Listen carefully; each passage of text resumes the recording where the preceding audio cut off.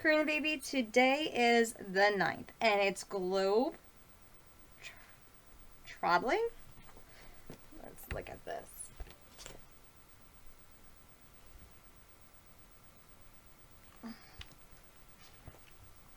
Rushing off to Russia, skipping down to France, hopping through America. If I have half a chance, hopping into Africa, India, and then China, and Australia, there and back again. They're globe-trotting, baby. They are flying all around the world where they're doing dishes, it looks like. So they're rushing off to Russia. They're skipping down to France. They're hopping through America. If I have a chance, popping into Africa, India, and then China, and Australia, there and back again. So look at this globe. Oh, look at them.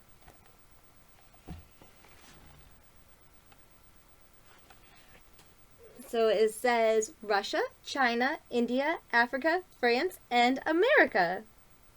Look at the kitty cat. They're in a boat. They're in a airplane.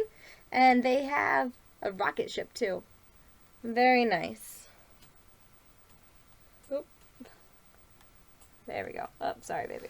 There's the plane, the rocket ship, the doggy, the kitty, and the boat.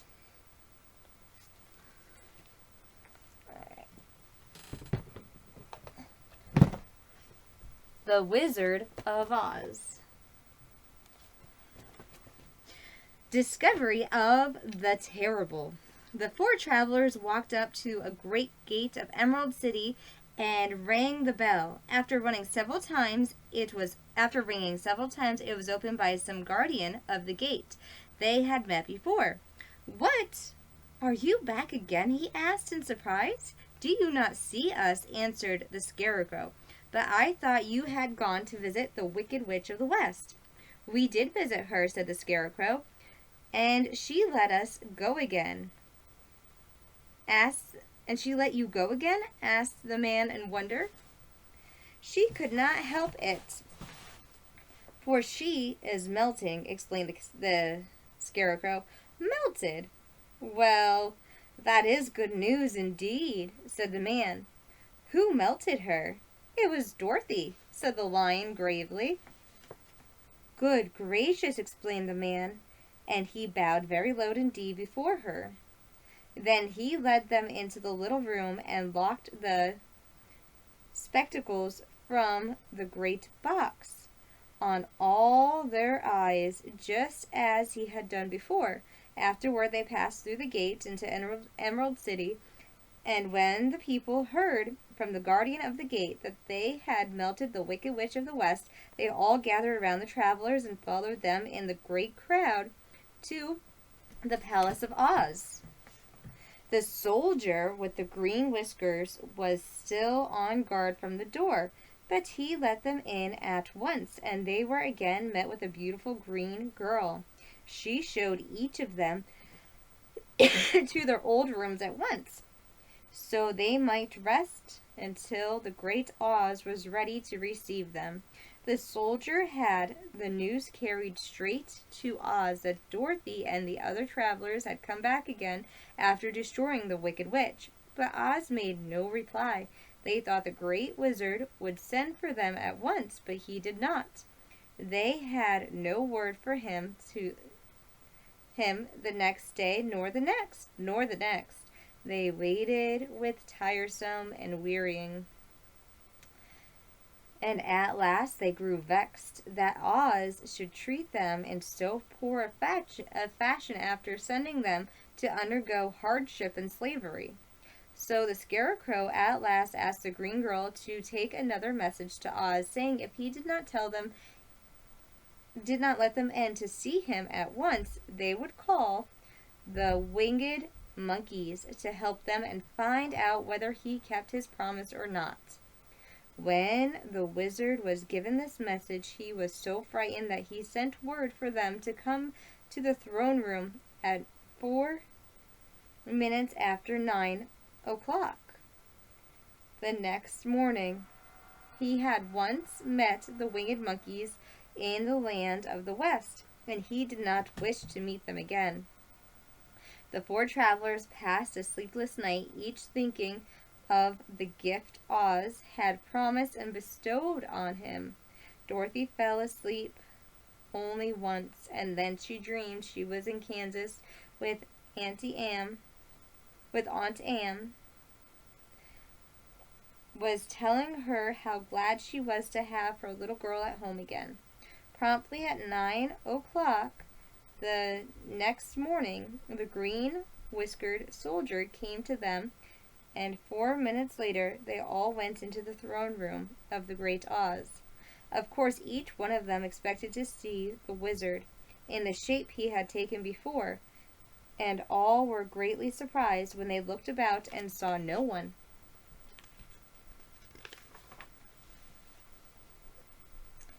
At all in the room. They kept close to the door and closer to one another, for the stillness of the empty room was more dreadful than any of the forms they have seen Oz take. Presently they heard a voice seeming to come from everywhere near the top of the great dome, and it said solemnly, "I am Oz, the great and terrible. Why do you seek me?" They looked again in each part of the room, and then, seeing no one, Dorothy asked, "Where are you?" "I am everywhere," answered the voice, "but to the eyes of common mortals I am invisible. I will now sit myself upon my throne, that you may converse with me." Indeed, the voice seemed just then to come straight from the throne itself. So they walked towards it and stood in a row, while Dorothy said, "We have come to claim our promise, O Oz." "What promise?"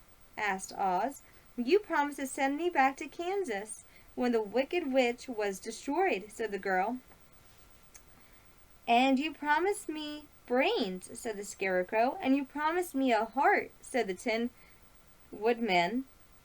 "And you promised to give me courage," said the Cowardly Lion. "Is the Wicked Witch really destroyed?" asked the voice, and Dorothy thought it terrible a little. "Yes," she answered. "I melted her with a bucket of water." "Dear me," said the voice, "how sudden! Well, come to me tomorrow, for I must have time to think it over." "You've had plenty of time already," said the Tin Wooden Man angrily. "We shan't wait another day," said the Scarecrow. "You must keep your promise to us," exclaimed Dorothy. The lion thought it might be as well to frighten the wizard, so he gave a large, loud roar, which was fierce and dreadful. That Toto jumped away from him in alarm and tripped over the screen that stood in the corner. As it fell with a crash, they looked that way. The next moment, all of them were filled with wonder, for they saw standing in just the spot the screen was hidden a little old man with a bald head and a wrinkled face, who seemed to be as much surprised as they were. The Tin Woodman, raising his axe, rushed towards the little man and cried out, "Who are you?" "I am Oz, the great and terrible," said the little man in a trembling voice. "But don't strike me, please don't, and I'll do anything you want me to." Our friends looked at him in surprise and dismay. "I thought Oz was a grand head," said Dorothy. "And I thought Oz was a lovely lady," said the Scarecrow. "And I thought Oz was a terrible beast," said Tin Woodman. "And I thought Oz was a ball of fire," exclaimed the Lion. "No, you are all wrong," said the little man meekly. "I have been making believe." "Making believe!" cried Dorothy. "Are you not a great wizard?" "Hush, my dear," he said. "Don't speak so loud, or you will be overheard, and I should be ruined. I'm supposed to be a great wizard." "And aren't you?" she asked. "Not a bit of it, my dear. I'm just a common man. You're More than that, said the Scarecrow, in a gravelled tone. You're a humbug, explained. Exactly. So, declared the little man, rumbling his hands together as if he pleased himself, I am a humbug. But this is terrible, said the Tin Woodman. How shall I ever get my heart? Or I my courage, asked the Lion. Or I my brains, wailed the Scarecrow, wiping the tears from his eyes. My dear friend, said Oz, I pray you not to speak of these little things. Think of me and the terrible trouble that I am in for being found out. Doesn't anyone else know you're a humbug? Asked Dorothy. No one knows it but you four. And myself, replied Oz. I have fooled everyone so long that I thought I should never be found out. It was a great mistake my ever letting you into the throne room. Usually I will not see even my subjects, and so they believe I am something terrible. But I don't understand, said Dorothy in bewilderment. How was it that you appeared to me as a great head? That was one of my tricks, answered Oz. Step this way, please, and I will tell you all about it. He led the way to a small chamber in the rear of the throne room, and they all followed him. I pointed to one corner in which lay the great head, made out of many thickness of paper, and with a careful painted face. Thus I hung from the ceiling by a wire. Look at this humbug right here. The little old man. He's the tiniest one in there. Let's find out what happens.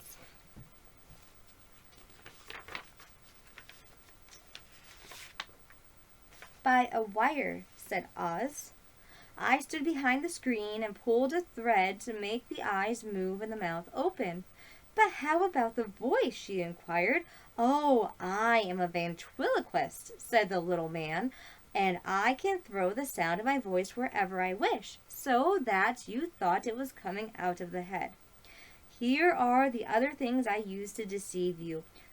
He showed the Scarecrow the dress and the mask that he had worn when he seemed to be the lovely lady, and the Tin Woodman saw that his terrible beast was nothing but a lot of skin sewn together with slates to keep their sides out.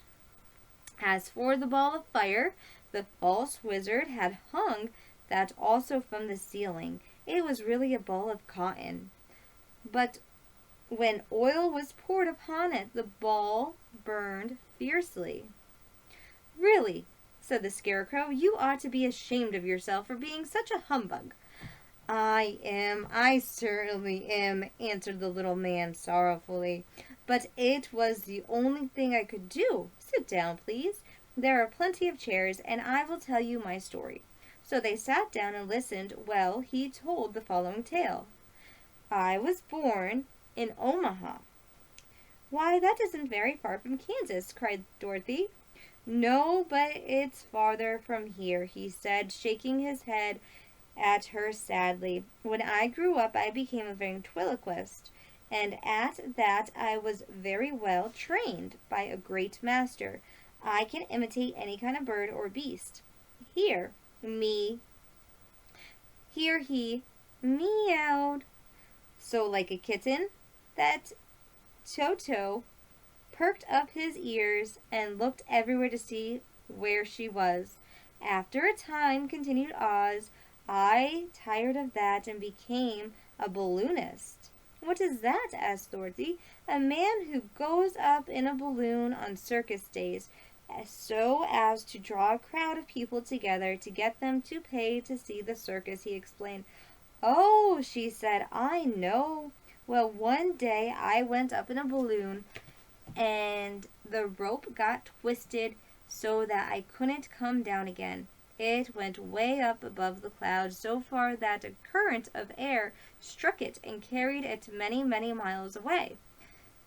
For a day and a night I traveled through the air, and On the morning of the second day, I woke and found the balloon floating over a strange and beautiful country.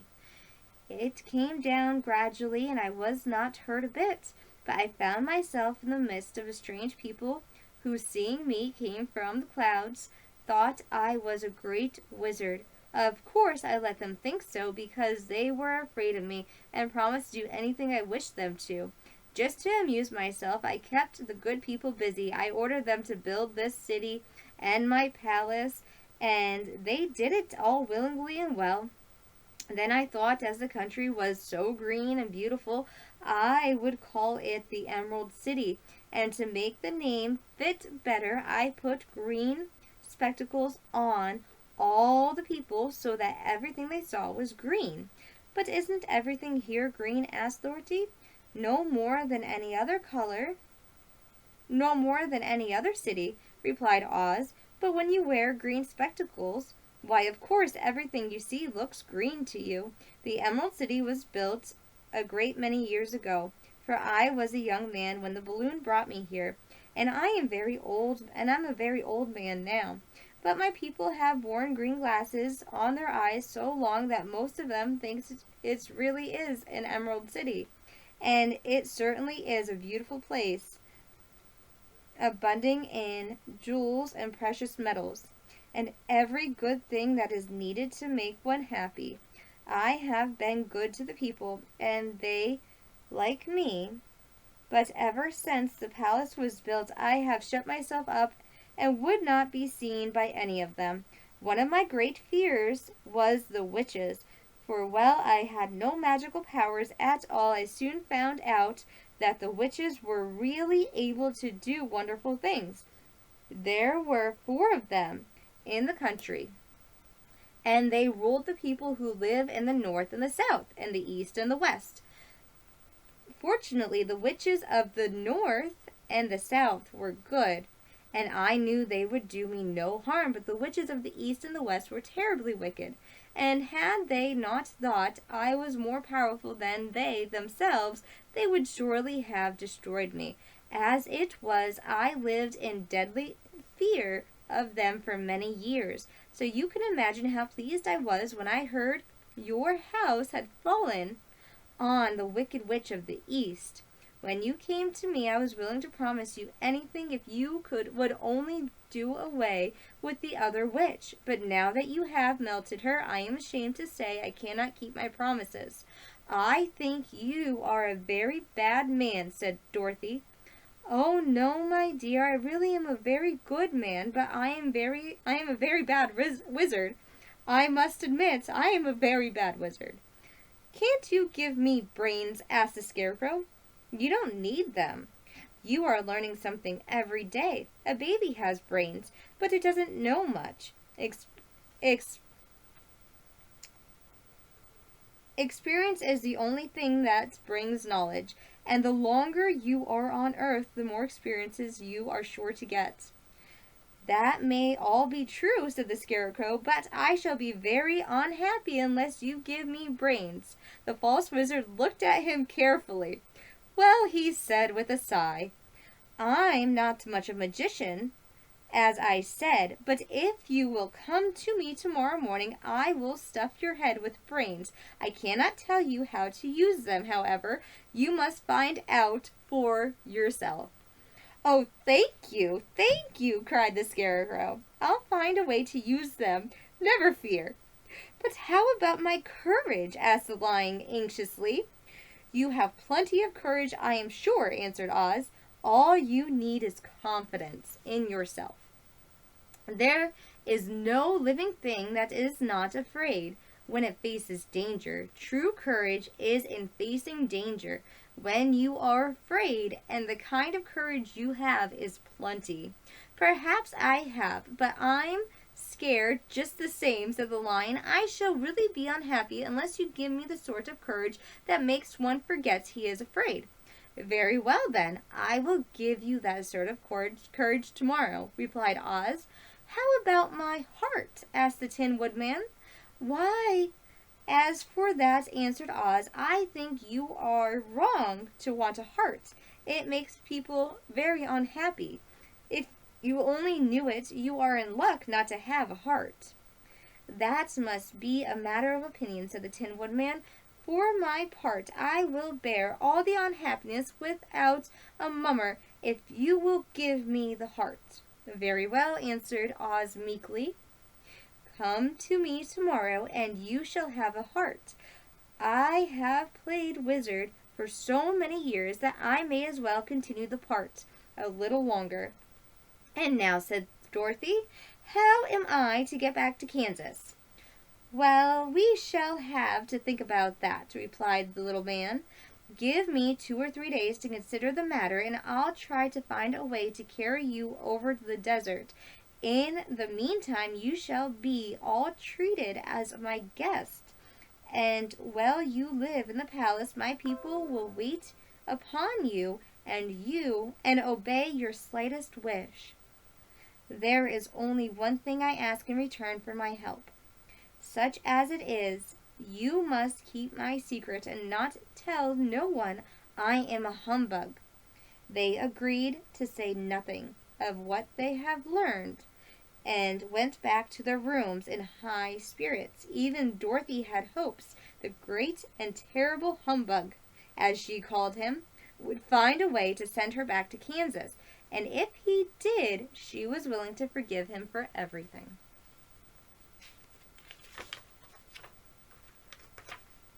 Oh, that's it? That's not it. Oh, that's it. 93, 94. Oh, okay. So I'm pretty sure that the wizard found a way to get Dorothy back to where she belongs. Because in the movie he does. He gives out a heart and he gives out pieces of paper, courage and believing in yourself and stuff like that. So, and he uses his hot air balloon to get Dorothy back. Alright, baby, let's do "It's So Cold." Let's do "We sit and watch the rain as it falls from the sky, and we are glad to be inside where it is warm and dry. Oh yes, I do love the rain. It keeps the earth so clean and helps the pretty flowers grow from the mountains to the streams. A tisket, a tasket, a green and yellow basket. I sent a letter to my love, and on my way I lost it, I lost it, I lost it. A little boy picked it up and put it in his pocket. A tisket, a tasket, a green and yellow basket. Let's do "Lila Tove," baby. Lila Tove, and good night to you. Lila Tove, may your dreams come true. We sing "Lila Tove," may Israel protect you throughout the night until we reach the morning light. I love you, I miss you, and I can't wait to see you. Like Papa used to always say, Mama's Papa's sun, Papa's my moon, and you are definitely a rainbow baby. We both love you. I love you, baby.